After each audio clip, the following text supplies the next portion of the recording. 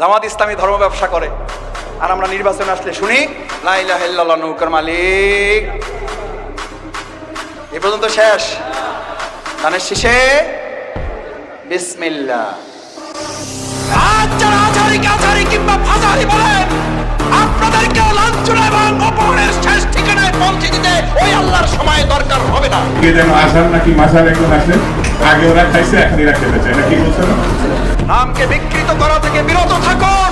BNP নাকি চাঁদাবাজি করে, বিএনপি নাকি দখলবাজি করে। ইসলামপন্থী আলেমগণ যখন চাঁদাবাজের বিরুদ্ধে কথা বলে, একদল খাইছে আর একদল রেডি হয়ে গেছে, তখন ওই কপাল পড়া